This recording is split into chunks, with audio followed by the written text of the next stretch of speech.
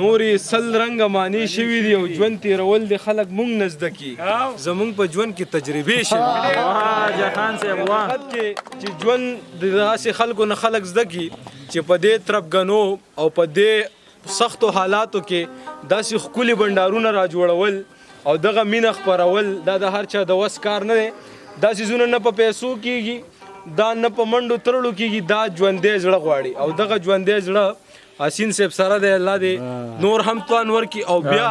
ما دلته کې په دې پروګرام کې یو څیز محسوس کوم ما سره دا کم ملګري راغلي وو هغوی هم ماته وویل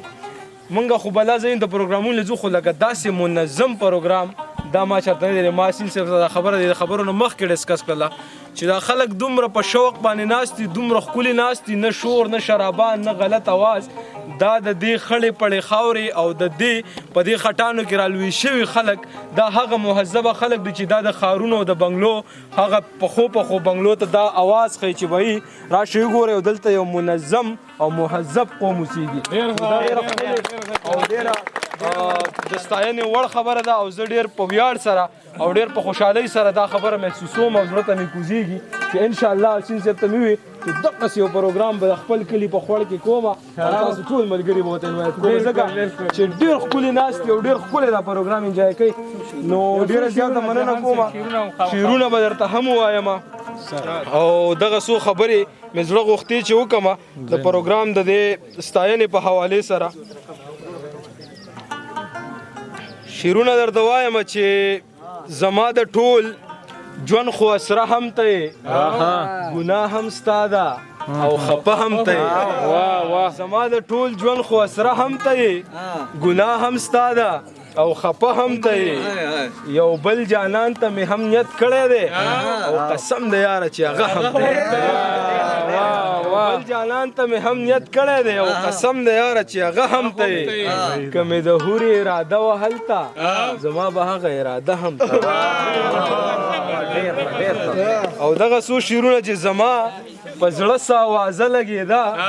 او ستا د راتللو اندازه لګېده ستا د ستم ذکر به ټول وي پکې زما په قبر کې خازه لګېده ستا د ستم ذکر به ټول وي پکې زما په قبر کې خازه لګېده تا به د زا او زه ناره وهله ما به هغسې رازه لګېده تا به د زا او زه ناره وهله په ما به هغسې رازه لګېده ستا لوپټه به یې پرده وي ګرانې زما په زړه کې دروازه لګېده ستا لوپټه به یې پرده وي ګرانې زما په زړه کې دروازه لګېده جهانه ستا تیزه ترخه خبره په ما به څومره په مزه لګېده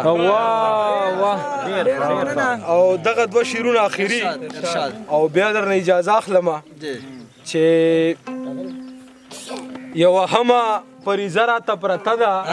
د ارمان مې جنازه راته پرته ده اوس هم څه ناسا سره راته پرته ده د یو وري ترمان ایره راته پرته ده خوب مې ولیدو چې مړ یم یارانو خو واحد خپله وګره یارانو خو واحد خپله وګه راته پرته ده ستا د کور او میکدې منځ کې ولاړم لږه لږه فاصله راته ای ریاله ای درهمه څنګه درشم چې په پښو کې لوپټه راته پرته ده ډېره مننه داسې محفلونه دې آباد وي حسین صاحب ستاسو مننه دغه شعر دې دې ملګري ته ډالۍ وي چې ای ریاله ای درهمه څنګه درشم چې په پښو کې لوپټه راته پرته ده ډېره مننه